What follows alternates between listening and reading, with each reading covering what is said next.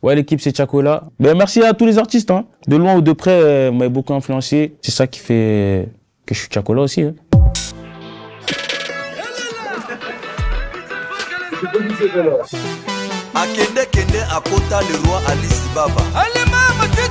crois que j'ai mis ce son de Werason parce qu'au début, j'aimais pas du tout, hein. J'avais grave peur du clip, en fait.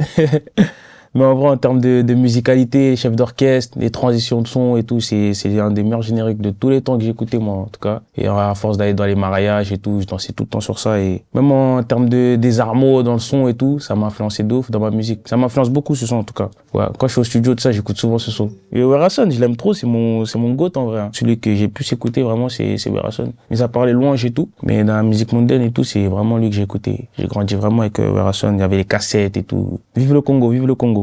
New York City. You are now rapping. Girl, it's easy to love me now.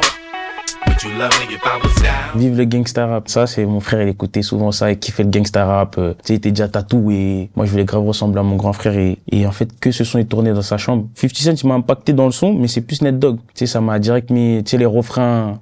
Le refrain, c'est trop. Ned Dogg, c'est l'un des, comment dire, dans l'influence en tout cas, de ce que je fais dans la mélo ou quoi, ben, c'est l'un des pionniers même. C'est l'un des pionniers, tu sais, c'est le mec qui faisait les refrains. Ce son, je le kiffe de ouf. La musicalité, c'est trop. Tu vois, mon refrain, il avait trop d'émotions quand il écoutait ça. Ça veut dire, moi aussi, ça m'a pris direct. C'est en mode, girl. C'était chaud, c'était chaud, c'était chaud.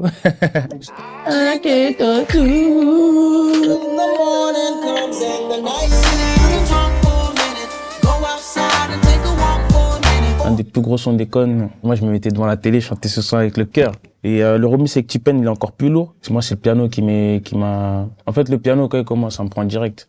Manon Brèche, ça part de là. J'ai samplé ça. Je suis plus avec Ponko. Je sais que Ponko, il est fan d'R&B. Ben, c'est avec lui, j'ai fait à ta santé et tout. Bébé, j'ai du temps pour nous, mais faut que ça reste entre nous. Donne-moi juste un rendez-vous, privatiserai d'autres. On s'est appelé, j'avais des influences. Ben, c'était entre... J'avais samplé un autre son aussi, mais c'était The Dream. J'avais un choix entre les deux et j'ai choisi celui-là. Parce que celui-là, il me parlait le plus. Et après, c'est parti direct au son brésilien. Merci vraiment, Akon, pour Manon B. Manon Brèche, tu me fais penser à Manon Brèche. Manon Brèche, fais-moi rêver, Manon Brèche. Le Big Nesville. Papa, tape, maman, le cartable, la tristesse. C'est trop, c'est ça. À chaque jour, suffit sa peine. C'est ce son, pour moi, c'est un des sons les plus mélodiques, l'un des meilleurs que j'écoute en France, hein. Je dis la vérité, celui-là, c'était trop le refrain, c'est surtout le refrain, sa nonchalance, comment elle a posé et tout, j'aurais kiffé faire ça par exemple, sur un mélo ou quoi, ou dans un mélo gangs, faire ça avec un gazo, ça, en tout cas, ça m'a beaucoup influencé, ce genre de son. Tu sais, il a vraiment poussé le délire, ça me fait penser à Lollipop de Lil Wayne et tout, tu vois.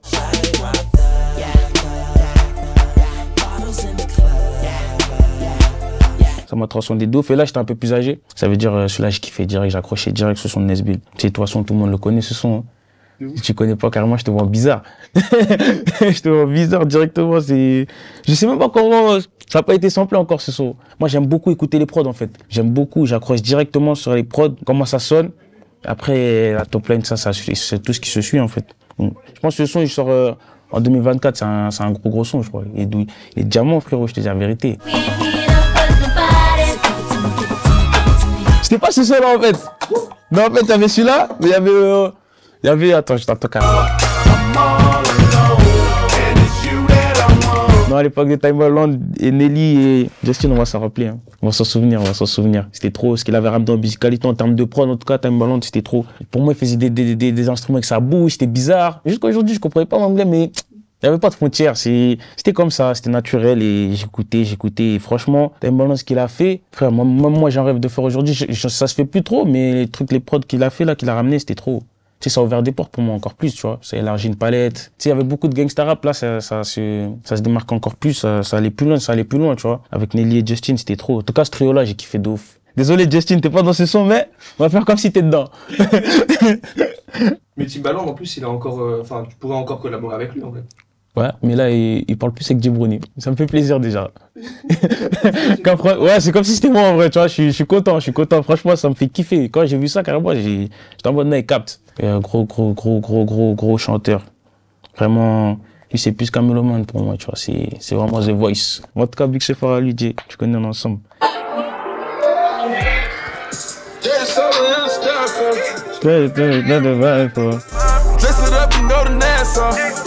Frérot, ce flow, jusqu'à aujourd'hui, on l'utilise. Comment t'expliquer que ce flow, il est indémodable. Je pense en plus il avait sorti comme ça et tout ça. En termes d'influence, lui, Young Thug, c'est trop, tu vois. Et ce son-là, il en fait beaucoup partie. March Madness, c'est trop.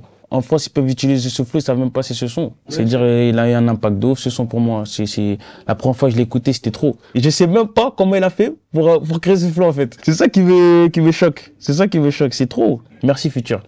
Merci pour la culture. Ouais, je suis ouvert, hein. Je suis ouvert à tout et c'est pour ça, ça se ressent dans ma musique. En fait, j'arrive à capter les énergies des sons, tu vois. C'est pas que j'écoute le son seulement. Je me projette, ouais, mais comment il a pu penser à faire ça, tu sais, je me fais des idées. Et après, c'est comme ça, quand je vais au studio, j'arrive à retransmettre mes idées tout en restant original, tu vois. C'est ça le plus important. Au passage, je suis dégoûté, Rich Homie, il est parti là. Ah, c'est chaud, c'est chaud.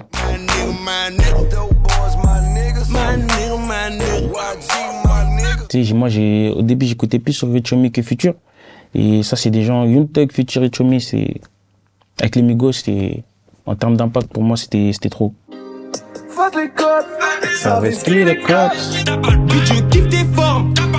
Fuck les codes, ça va skier les cops.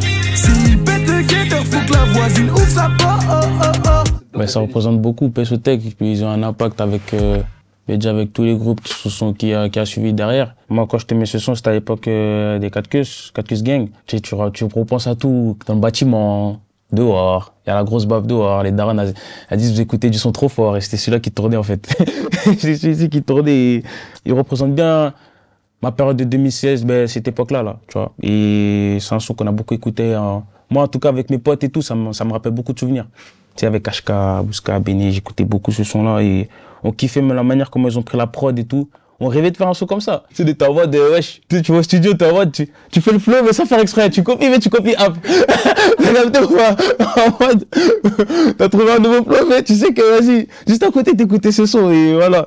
Le clip avec William Thomas, nous, on n'avait pas le budget pour clipper avec William Thomas. William Thomas, je t'envoyais des messages, tu répondais, hop. Ça, on va jamais oublier ça aussi, hein. Tant qu'il n'est pas rancunier, mais aussi, c'est vrai, nous, on était fous aussi. Ouais, je n'avais pas le niveau pour clipper avec lui, tu vois, il avait une palette large, il clippait Niska là-bas. Mais en tout cas, non, c'est tout, c'était l'image aussi qu'ils avaient ramené, PSO, tout ça, c'était frais. Tu sais, il y avait une période de transition avec le rap français et la trappe. C'est ce qu'on a kiffé, on a accroché direct la trappe, ça nous parlait, ça nous représentait de ouf. Tu sais, le fait de voir les tons en Lacoste, tout ça, tu sais, le pote, il rappait, en même temps, il faisait des vues. Tu sais, tu dis, ah, pourquoi pas nous, tu vois, t'as capté?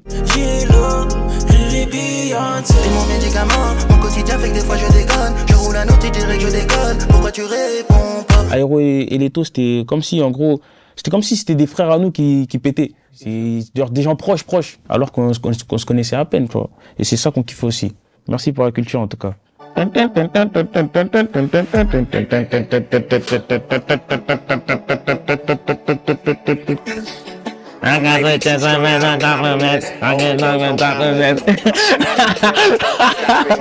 brothers, I ain't even gotta say it, that's just something they know.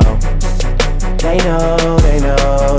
Ouais, c'était une galère, je crois, il aimait tellement trop Lil Wayne que même il voulait boucher son air un peu comme Lil Wayne. Tu sais, là, c'était l'époque, ouais, Take Care, je crois. En fait, tu vois, Lil Wayne, j'étais trop petit, ça veut dire c'est comme si, j'écoutais Lil Wayne, hein, mais c'est comme si là j'ai vu un nouveau Lil Wayne. Tu vois, ça veut dire Drake, j'ai accroché direct, frère, t'as vu Lil Wayne, c'est mes goats des goats, mais Drake c'est un goat vraiment, laisse tomber. Il a beaucoup d'influence même dans ma Zikmu, et tu sais, c'était, comment il posait, il faisait que une lead.